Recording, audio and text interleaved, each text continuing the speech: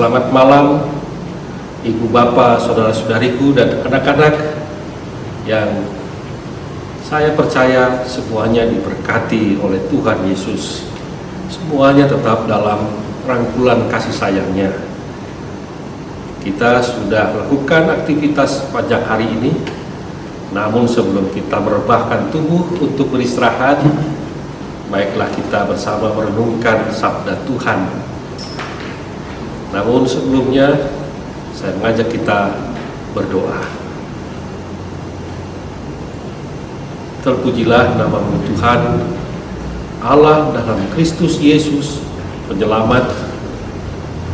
Dalam kasih dan setia-Mu ya Allah, Engkau telah menuntun, mendekap, bahkan menaungi sepanjang hari ini kala kami beraktivitas. Kami percaya Engkau menjagai kami dari segala hal yang buruk dan menuntun kami untuk tetap merasakan semua keselamatan yang Kau berikan. Dan sebelum kami beristirahat, kami hendak membaca dan merenungkan sabda-Mu ya Tuhan. Roh-Mu yang kudus menghantar sabda itu melingkupi hati dan pikiran, dan biarlah menetap dalam hati kami yang membuat kami senantiasa setia kepada Dikau. Berfirmanlah Tuhan, kami sedia untuk menyambut sabda-Mu. Amin. Bapak Ibu Saudara kekasih Tuhan, sesuai dengan daftar kerajaan gereja, bacaan untuk malam hari ini diambil dari kitab Nabi Yeremia. Yeremia 8 ayat 18 hingga 22.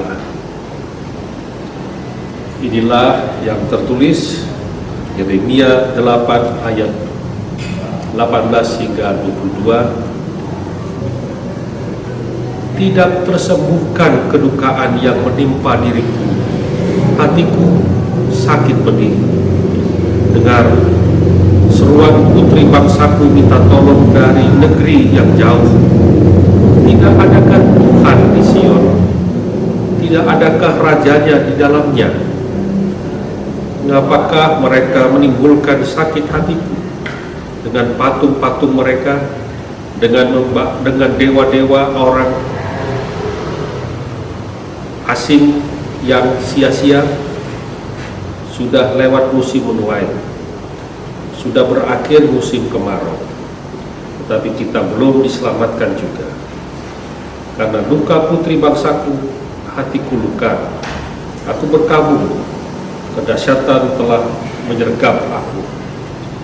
Tidak adakah balsam di Gilead? Tidak adakah tabib di sana?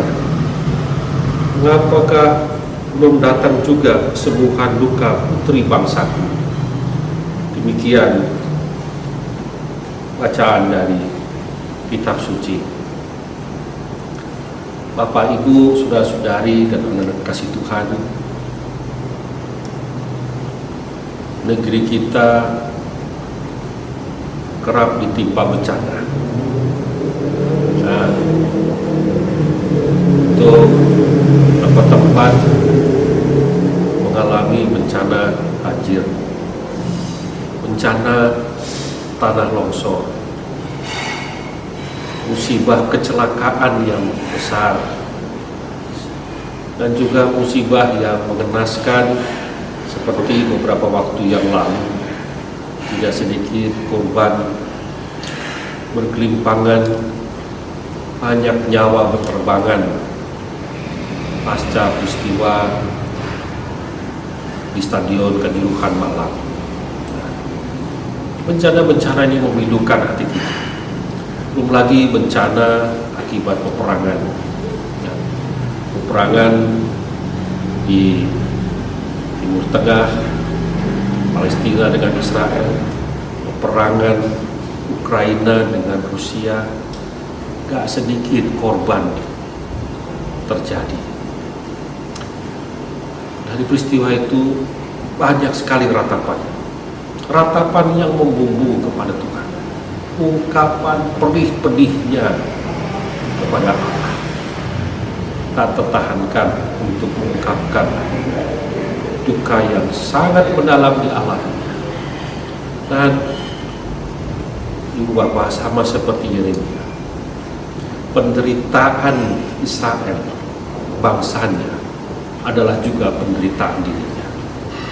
Ada ungkapan solidaritas, ada ungkapan rasa empati, rasa simpati dari Yeremia. Penderitaannya orang Israel, walaupun itu terjadi, memang disadari, seperti telah mengabaikan khotbah Yeremia di pasal 7. Mereka menderita bukan berarti Yeremia senang. Yeremia lalu mengatakan, nah syukur kau, siapa suruh, tak bilang begitu dia. Walaupun Yeremia tahu penderitaan yang dialami itu karena murka Allah, dosa mereka sendiri yang mengakibatkannya. Tapi lagi-lagi Yeremia sehati dengan penderitaan rakyat. Derita mereka adalah juga derita Yeremia. Ratapannya mereka, ratapannya Yeremia. Yeremia di sini mengungkapkan ratapannya kepada Allah. Gak ada obat lagi kah yang bisa menolong? Dan betulkah Tuhan sudah tidak ada lagi?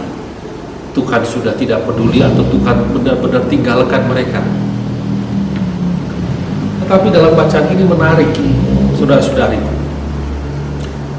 Bukan hanya Yeremia bersama dengan rakyat yang telah menderita karena dosanya, mereka meratap, tetapi juga Tuhan meratap. Ada ratapannya Yeremia atau ratapan manusia, tapi juga ada ratapannya Allah.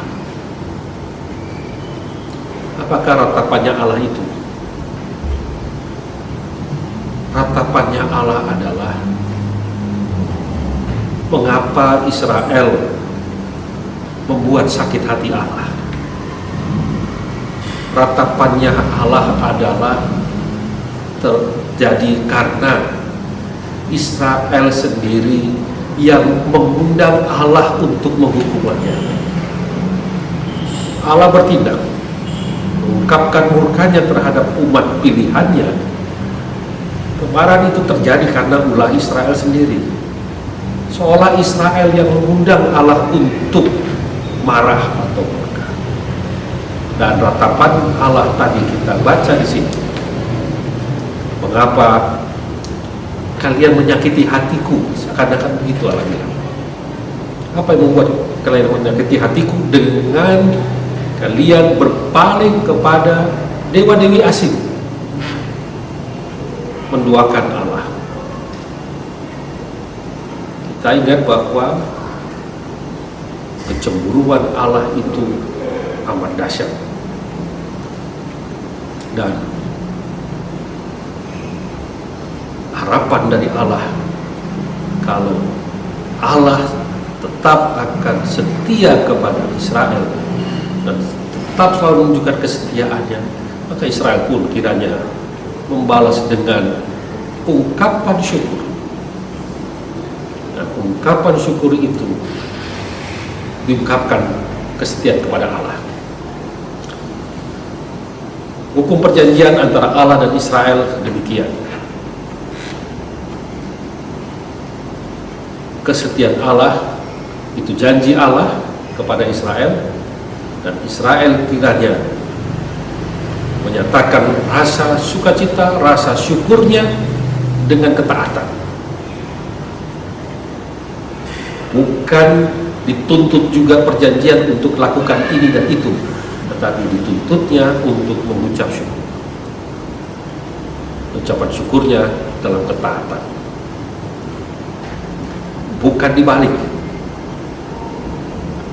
Ketaatannya diungkapkan dengan melakukan aturan-aturan hukum Taurat. Bagi Israel, hukum Taurat adalah anugerah Allah yang kiranya dengan Taurat itu membuat Israel dekat dengan Tuhan dan Taurat tadi dikatakan diterima sebagai anugerah karena dengan demikian disambutnya dengan sukacita. Lihat, di awal hukum Taurat dikemukakan sebagai pembukaan atau pendahuluan, akulah yang telah membawa kamu keluar dari tanah Mesir dan tanah perhambaan. Apa itu? Allah pun telah mengangkat, membebaskan kita dari cengkeraman dosa dan maut. Karena kasih dan setia Allah, Allah tidak minta banyak, Dia cuma minta kita menyatakan sukacitanya, syukurnya, rasa terima kasihnya, yang rasa terima kasih diungkapkan dalam ketaatan. Lantas bagaimana dengan penderitaan yang dialami? Semua manusia mengalami penderitaan. Dan saat kita mengalami penderitaan, di sana juga bukan hanya kita yang tengah menderita lalu kita meratap, tetapi juga Tuhan ikut meratap. Dan ratapan Tuhan bukan ratapan seolah kita meninggalkan Dia, tetapi menunjukkan ratapan rasa kasihnya kepada kita, dan ratapannya juga menunjukkan bahwa Dia ingin selalu kita bersamanya. Kita susah, kita berduka cita oleh segala bentuk peristiwa yang membuat kita mengalami kesusahan, susah payah, berat hidup ini, dan juga mungkin mengalami perkampungan. Kita sedih, Tuhan juga sedih. Artinya Dia berbela rasa dengan kita. Dia mau sama kita dalam kesusahan, dan menginginkan kita dalam kesusahan tetap menunjukkan rasa setia dan kepasrahan. Sejauh kita yakin bahwa kita tidak melakukan kesalahan, kita tidak melakukan sesuatu yang menyakitkan hatinya, tapi kita tidak tahu apakah yang kita buat itu melukai hati Tuhan atau tidak. Maka dalam ratapan kita ketika kita mengalami kesusahan, di situ juga kita mau mengakui salah kita, mengakui segala dosa kita. Dalam ratapan kita juga kita mau ampun. Dalam ratapan kita juga ungkapkan rasa penyesalan. Dalam ratapan kita juga kita ungkapkan kerinduan untuk selalu mau bersama Tuhan. Dan dalam ratapan yang kita alami, kesusahan yang kita alami, dan di situ kita meratap, ratapan itu menjadi doa. Ratapan itu menjadi ungkapan seperti anak kecil meratap kepada orang tuanya, meminta belas kasih Allah. Pasti orang tua akan mendengar ratapannya, sama seperti seorang ibu akan mendengar ratapan anaknya dan akan bertindak. Sekalipun ibu juga meratapkan rasa sayangnya, ibu akan menolong untuk memulihkan keadaan. Ratap dari semua kesusahan, ratapan pengharapan, sebab Dia mau mendengar, karena Dia pengampun, Dia setia, dan selalu membawa kita untuk selalu hidup, tidak pernah untuk tidak mengucap syukur. Dia akan bawa kita untuk kehidupan yang senantiasa memuliakan Dia. Mari Bapak, saudara-saudaraku, kita berdoa. Tuhan, Engkaulah penebus kami, Engkau yang telah memulihkan kami dari lumpur dosa, dan Engkau dengan setiamu menuntun dan membimbing langkah hidup kami. Engkau membuat supaya kami tidak lagi jatuh dalam kuasa maut. Engkau merangkulnya, Engkau menjagai, dan terus Engkau menaungi kami dengan kuasa-Mu. Bahkan Kau tinggal dalam hati kami semuanya. Hidup kami menjadi bait-Mu, hidup kami menjadi milik-Mu. Tuhan, kala kami mengalami kesusahan, berbagai penderitaan, bahkan duka cita, dan kami meratap, kiranya ratapan kami, ratapan ungkapan kami memohon belas kasih-Mu, ratapan kami sebagai ungkapan ketidakberdayaan kami, kefanaan kami, keterbatasan kami, yang hanya dapat hidup bergantung sepenuhnya kepada-Mu, yang tanpa Engkau menderitalah hidup kami. Di dalam Engkau ya Yesus kami mempunyai kemenangan.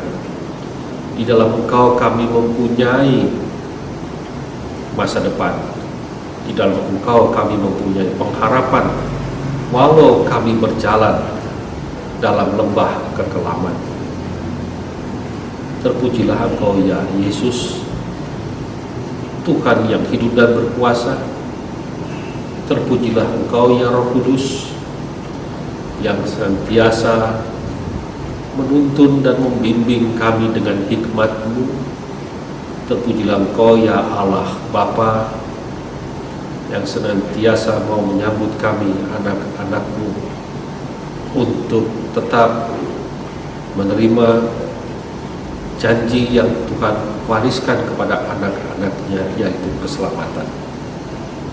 Terima kasih Tuhan, kami akan beristirahat untuk malam ini. Bimbing dan jauhkan kami dari segala yang buruk. Kami serahkan tubuh kami, dan kami percaya oleh kasih-Mu, Engkau akan mengantar kami lewat malam ini juga untuk menyambut mentari yang baru. Di sana juga menyambut segala bentuk rahmat-Mu yang akan Engkau curahkan, sehingga membuat kami hanya mengucap syukur kepada-Mu dalam menjalankan peran dan fungsi kami masing-masing di tengah keluarga, di tengah masyarakat. Terpujilah Kristus Tuhan perantara, kami berdoa. Amin. Selamat Ibu Bapak, Saudara-saudari, tetaplah jaga kesehatan, karena pandemi ini belum berakhir, dan teruslah kita saling mendoakan, menguatkan satu dengan yang lain sebagai persekutuan anak-anak dari satu Bapa. Salam, saya Pendeta Niti Sarsono, Pendeta Jemaat dari GPIB Galilea Bekasi. Tuhan memberkati.